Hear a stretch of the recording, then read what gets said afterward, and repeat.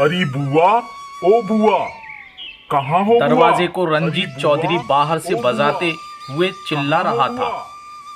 बुआ जी, ओ मूंगफली वाली बुआ जी, जरा दरवाजा तो खोलो। मुझे 5 किलो मूंगफली चाहिए। क्या बात है, अभी तक आपने अपना मूंगफली वाला फड़ नहीं लगाया। माना कि ठंड की फुहार है, फिर भी मूंगफली खाने को जिया बेकरार है। आ जाओ मूंगफली वाली बुआ जी, तुम्हारा इंतजार है। बुआ जी, हम जैसे साधारण मनुष्यों के लिए तो जाड़े की मेवा मूंगफली है। अचानक से दरवाजा अंदर से खुलता है। दरवाजा खुलते ही चौधरी जल्दी से अंदर घुस जाता है। अरे ये क्या, आप सब बुआ को चारों तरफ से घेर कर क्यों बैठे हो? क्या बुआ की तबीयत ठीक नहीं?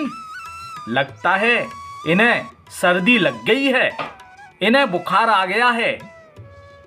तो क्या आज मूंगफली का फड़ नहीं लगेगा? भट्टी नहीं जलेगी? मूंगफली नहीं बुनेंगी? क्या आज मुझे बिना मूंगफली के ही जाना पड़ेगा? चौधरी ने देखा कि एक अधेड़ उम्र की औरत घुटने टेके हुए 45 डिग्री के कोण पर जमीन पर झुकी हुई थी। उसका शरीर जोर जोर से कंपन कर रहा था। सहसा ही एक आवाज चौधरी के कानों में गूंजी। ये कौन रंजीत है? कहाँ से आया है? कहाँ जाएगा? इस गुस्ताख की इतनी हिम्मत कि हमें गद्दी पर विराजमान होते हुए देखकर भी हमारे दरबार में हमें झुककर ना तो दंडवत कर रहा है, ना हमारा अदब कर रहा है। बोले ही जा रहा है, भगाओ इसे यहाँ से, वरना हम नाराज हो जाएंगे। और हमारी नाराजगी का मतलब आप लोग बखूबी जानते हो। इस घर के कोने कोने में भूत पलीतों का मजमा लगा होगा। इस घर की ईंट ईंट पर भूत, ब्याज, पिचास, नरकंकाल नजर आएंगे। दफा करो इसे यहाँ से, अभी के अभी। चौधरी रंजीत सिंह बोला। रंजीत नहीं, चौधरी रंजीत सिंह कहो। शेखपुरी चौराहे पर साइकिल के पहिए में पंचर लगाने वाली ताई। टायर में पंचर लगाते लगाते तुम्हारे मुंह के दांत तक गिर गए। आईने में अपने आप को कभी फुर्सत से देखना, गोरिल्ला या चिंपांजी जैसी नजर आओगी। कपड़ों को धोने लग जाओ तो 2.5 किलो मैल निकलेगा। उम्र दराज हो इसलिए मैं अपने आप को काबू में किए हुआ हूँ। महिला हो इसलिए मैं आपकी इज्जत कर रहा हूँ। आप मुझे शिष्टाचार का पाठ पढ़ा रही हो। आपको खुद तो दूसरों से बात करने का सलीका आता नहीं, हमें तहजीब तमीज सिखा रही हो। ताई बोली। बदतजमो, इस गुस्ताख मनुष्य को बिना कुछ वक्त गमाए हमारे दरबार से दफा कर दो, वरना हमें क्रोध आ गया तो तुम्हारे मरीज के बचाने वाले भी पैदा नहीं होंगे। चौधरी बोला। कौन सा दरबार है तेरा? बादशाह अकबर का दरबार, राजा विक्रमादित्य का दरबार, तानसेन का दरबार, या सच्चानू दरबार है, या फिर दिल्ली दरबार कहूं? ओ पंचर वाली ताई, जरा नरमी से बात कर। ये घर तेरा नहीं जो मुझे यहाँ से भगाने की बात बार बार दोहरा रही है। ये तो मूंगफली वाली बुआ का घर है। यहाँ से मैं अक्सर मूंगफली खरीद कर ले जाता हूँ। इतने ही मूंगफली वाली बुआ और उसके परिवार वाले लोग बोले। इस वक्त वो पंचर वाली ताई नहीं बल्कि उनके बेस में एक प्रेत आत्मा है, जो कि किसी भी दुष्ट आत्मा से ग्रसित मरीज को ठीक करने की क्षमता रखती है। मेहरबानी करके आप इनके मुंह मत लगो। इनकी शक्ति का अंदाजा शायद आपको मालूम नहीं। हम जानते हैं, इसीलिए तो हम इन्हें मानते हैं। चौधरी बोला। अच्छा, तो ये पंचर वाली ताई जो सर हिला रही है, ये आपके भूत जी महाराज हैं क्यों तुम सबकी अकल घास चरने चली गई है? विनाश काले विपरीत बुद्धि। इस मूंगफली वाली बुआ को शारीरिक समस्या है। भयानक सर्दी पड़ रही है। बुआ ठंड में आ गई होंगी। इन्हें किसी डॉक्टर या हकीम के पास ले जाओ और इनका इलाज कराओ। मूंगफली वाली बुआ के परिवार वाले बोले, आप समझते क्यों नहीं चौधरी साहब, ये ऊपर का चक्कर है, भूत प्यार का मामला है, हवा का चक्कर है। आप कितना भी डॉक्टरी इलाज करा लो, मरीज ठीक नहीं हो पाता। हवा के चक्कर वाला मरीज तो झाड़ फूंक से ही ठीक होता है। चौधरी साहब, हम आपके हाथ जोड़ते हैं, उससे पहले कि ये प्रेत आत्मा क्रोधावश हमारे मरीज पर कोई जानलेवा हमला करे, कृपया यहाँ से चले जाइए। चौधरी बोला, मैं तो जा रहा हूँ, परंतु तुम्हारी सलामती के लिए तुम्हें ये सुझाव भी दे रहा हूँ कि इन झूठ मूठ की बातों से निकलो, अपनी मानसिकता को बदलो। कोई भूत वगैरह नहीं होता, ये सब मन का वहम होता है। एक डर का तूफान होता है जो आता है और निकल जाता है। क्या आप लोग जानते नहीं, डर के आगे ही तो जीत है। मूंगफली वाली बुआ के परिवार वाले बोले, 2-3 घंटे से बुआ का शरीर कप कपा रहा था और सर भी हिल रहा था। पंचर वाली ताई ने जैसे ही मरीज के सर पर हाथ रखा है, तब से ही मरीज को बहुत कुछ आराम मिला है। अब तो शरीर में कंपन भी रुक सा गया है और सर हिलना भी लगभग बंद सा ही समझो। परंतु कुछ अड़चन आ रही है, लेडी तांत्रिक बोली। उस गुस्ताख मनुष्य ने आकर यहाँ हमारी तांत्रिक विद्या की खिल्ली उड़ाई है, जिससे हमारी जादू के गुरु घल्ला बाबा नाराज हो गए हैं। अब हमें इस मरीज को उनके स्थान पर लेकर चलना होगा, वो भी ठीक आधी रात के 12 बजे। हमें वहां जाकर उनकी स्मृति पर घी का दीपक जलाकर 5 मिठाइयों को दोने में रखकर उनका भोग देना होगा, तब कहीं जाकर मरीज ठीक किया जा सकता है। अगर ऐसा करने में हम जरा से भी चूक गए तो फिर मरीज की जान के लिए खतरा पैदा हो सकता है। इस कार्य के लिए हमें आज ही यहाँ से निकलना होगा। परिवार के मुखिया ने लेडी तांत्रिक की बात मानकर हाँ कर दी। फिर क्या, वे लोग मरीज को लेकर घल्ला वाले बाबा के स्थान के लिए चल पड़े। चलते चलते धीरे धीरे उन्हें रात होने लगी। वे सब लोग बैलगाड़ी से अपना सफ़र तय कर रहे थे।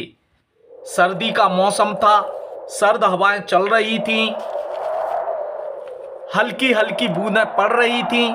बैलगाड़ी हौले हौले अपने सफ़र को तय करती जा रही थी। मूंगफली वाली बुआ का बेटा बल्लू थोड़ा डरपोक टाइप का था। उसे दूर खेत में एक क्रोकेयर दिखाई दिया।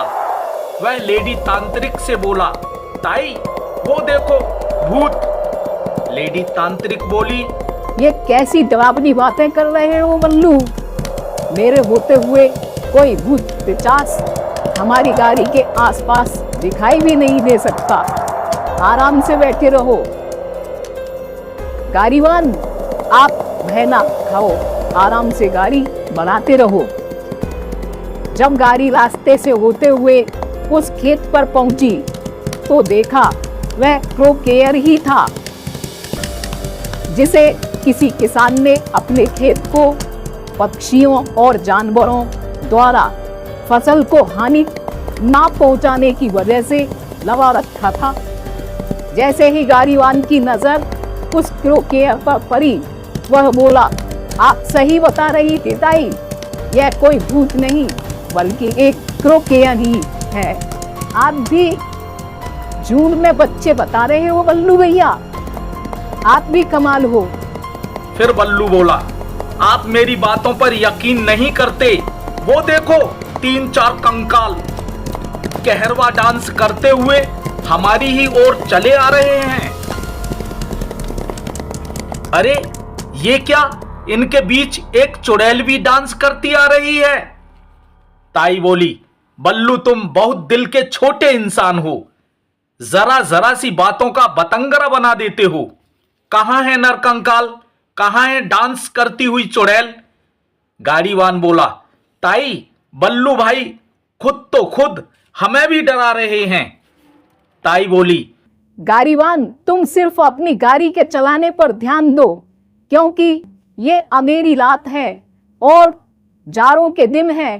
चूंकि जाड़ों के दिनों में सही शाम से ही लोग अपने अपने घरों में घुस जाते हैं और खा पी कर जल्दी ही सो जाते हैं। इन दिनों किसान मजदूर सब लोग शाम को जल्दी ही अपने घरों में घुस जाते हैं, इसीलिए रास्ते सुनसान ही दिखाई देते हैं और बियावान जंगल का तो सफर डरावना सा लगता है। गाड़ीवान बोला, ताई अब की बार तो मुझे भी कुछ ऐसा ही लग रहा है कि कुछ भूत पिचासों का पूरा गैंग हमारी ही ओर चला आ रहा है। ताई बोली, आप लोग बिल्कुल मत डरो, जब तक हम घल्ला वाले बाबा के स्थान तक नहीं पहुंच जाते, मैं रास्ते भर मंत्रों का उच्चारण करती जाऊंगी। ऊपर वाले पर यकीन करो, हम सुरक्षित पहुंचेंगे। ताई ने गाड़ीवान से पूछा, गाड़ीवान भाई अभी समय क्या हुआ है? गाड़ीवान बोला, ताई अभी रात के 11 बजे हैं। ताई बोली, मैं समझ गई, या तो ये लुटेरे हो सकते हैं या फिर किसी चिता को जलाकर वापस लौट रहे लोग। क्योंकि इस भयानक ठंड में इस बियावान जंगल में इतनी रात गए कोई इस प्रकार के लोग ही यहाँ दिखाई दे सकते हैं। इतने ही में बल्लू बोला, ताई ऐसी वीरान जगह जंगल देखकर आपको डर नहीं लगता? ताई बोली, ये तो कुछ भी नहीं बेटा, कई महीनों मैंने जंगल के मरघटों में लहरे कर जादूगरी सीखी है। तभी गाड़ीवान बोला, आप एकदम सही बोल रही हो ताई, ये वही लोग हैं, देखो सामने शमशान है, वहां एक चिता भी जल रही है। ये लोग उस पगडंडी से उस गांव की तरफ चले गए। ताई अभी वह जगह कितनी दूर है जहां हमें पहुंचना है? ताई बोली, बस कुछ ही समय में हम वहां पहुंचने वाले हैं। गाड़ीवान गाड़ी चलाए ही जा रहा था, अचानक से बैल रुक गए। गाड़ीवान ने देखा कि बीच रास्ते में एक नदी बहती जा रही थी। यकायक ही रास्ते के बीचों बीच नदी, ये कैसे हो सकता है? गाड़ीवान चिल्लाया, ताई ये क्या भला है, देखो जरा।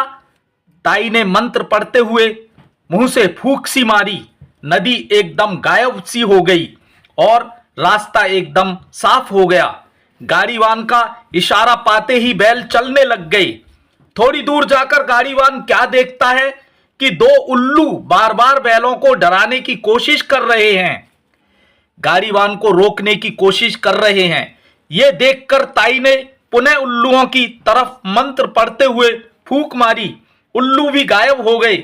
इस घटना के बाद गाड़ी घल्ला बाबा के सिमाने में दाखिल हो चुकी थी। फिर चमगादड़ के झुंड बैलगाड़ी पर हमला करने लगे। ताई ने मंत्र पढ़कर उन्हें भी भगा दिया। रात्रि के 12 बजने में अब कुछ ही समय बाकी था। बैलगाड़ी घल्ला वाले बाबा के स्मृति में पहुंच चुकी थी। ताई ने तुरंत घल्ला बाबा की दरगाह पर घी का दीपक जलाया और दोने में रखी 5 प्रकार की मिठाइयों से बाबा को भोग लगाया। फिर मूंगफली वाली बुआ के सर पर हाथ रखकर कोई मंत्र पढ़ा। मूंगफली वाली बुआ अब बिल्कुल ठीक हो चुकी थी। सर्द हवाएं मानो अपना जौहर दिखा रही थीं। बारिश की हल्की हल्की बूंदें मौसम को और भी सर्द बना रही थीं। कुल मिलाकर अब मूंगफली वाली बुआ बिल्कुल ठीक हो चुकी थी।